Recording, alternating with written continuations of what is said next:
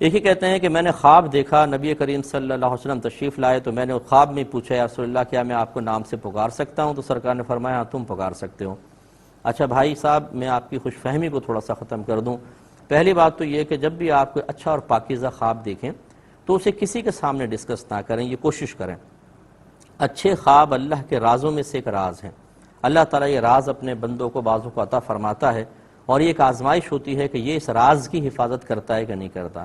میں آپ پہ بدگمانی نہیں کر رہا ہوں، جس بھائی نے مجھے کہا ہے، میں ایک جنرل بات عرض کر رہا ہوں تو برا نہ مانیے گا۔ ہم یہ چاہتے ہیں کہ فوری طور پہ وہ خواب کسی کو سنا کر اور تھوڑا سا اپنے حفظ نفس حاصل کریں، دل خوش ہوتا ہے۔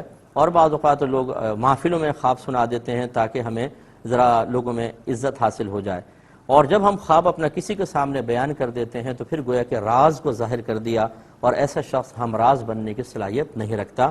یہ میرا ایک مشورہ ہے تمام سننے والوں کے لیے کہ اچھے خواب آئیں تو ضبط اپنا بڑھائیں، اس کو اپنے سینے میں ضبط کر کے رکھیں اور خاموش رہیں، کسی کے ساتھ شیئر نہ کریں۔ دوسری بات یہ ہے کہ یہ بالکل بخاری شریف کی روایت موجود ہے کہ نبی کریم صلی اللہ علیہ وسلم نے ارشاد فرمایا جس نے مجھے خواب میں دیکھا اس نے حق دیکھا، کیونکہ شیطان میری شکل میں متشکل نہیں ہو سکتا۔ تو لہٰذا اگر آپ نے خواب میں دیکھا ہے اور سرکار نے فرمایا میں تمہارا نبی ہوں، یا کسی شخص نے کہا ہے تمہارے نبی ہیں، یا آپ کے دل میں خیال آیا کہ نبی ہیں، یا غیب سے ایک آواز آئی کہ تمہارے نبی ہیں، ان چار ذرائع سے اگر ثابت ہو گیا کہ جو شخصیت آپ دیکھ رہے ہیں وہ اللہ کے نبی ہیں تو وہ نبی ہیں، یہ تو ٹھیک ہے۔ لیکن یاد رکھیں کہ وہ جب وہ کوئی کلام کریں گے تو خواب میں نبی کریم صلی اللہ علیہ وسلم کا کلام بھی ہمارے لیے شرعی حجت نہیں ہوتا ہے۔ یہ ہو سکتا ہے کہ سننے میں فرق ہوا، سو رہے ہیں، نیند میں ہیں، صحیح سنا نہیں سنا، صحیح یاد رہا نہیں رہا، اس لیے کلام شرعی حجت نہیں ہے۔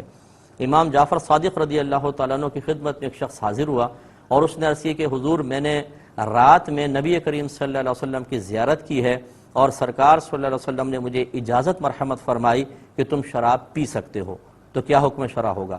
امام جعفر صادق رضی اللہ تعالیٰ عنہ نے فرمایا کہ نہیں، یہ تیرے سننے میں مغالطہ ہے، نبی کریم نے فرمایا ہوگا شراب مت پیو۔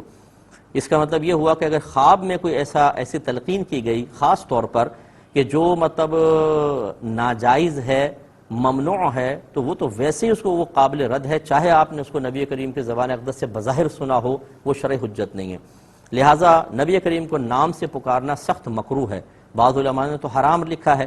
تو لہٰذا اگر یہ کیسے ہو سکتا ہے کہ سرکار صحابہ کرام کو منع کریں، یا صحابہ کرام ادب میں کبھی نبی کریم کو نام سے نہ پکاریں، اور آپ اتنے ماشاءاللہ چہیتے ہو جائیں یا اتنے لاڈلے ہم بن جائیں کہ ہمیں نبی کریم فرمائے تم پکار سکتے ہو، ایسا ہرگز نہیں ہوگا۔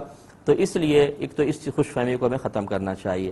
دوسری بات یہ کہ اگر فرض کر لیں ممنوعہ چیز کا نہ فرماتے، بلکہ یہ فرماتے یہ وظیفہ پڑھ لینا، قرآن کی سورت روزانہ پڑھ لیا کرو، 2 رکعت نفل روزانہ پڑھ لیا کرو، یاد رکھیں اب بھی یہ شرعی حجت نہیں ہے۔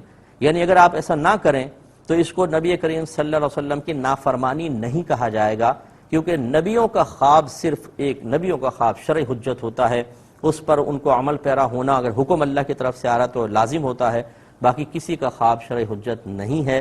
لہٰذا وہ بھی نہ کرتے تو مسئلہ نہیں، لیکن یہاں تو ممنوع ایک صورت سامنے ہے، اس لیے اس پر عمل پیرا نہ ہو۔ نبی کریم کو نام سے پکارنا سخت مکروہ ہوتا ہے۔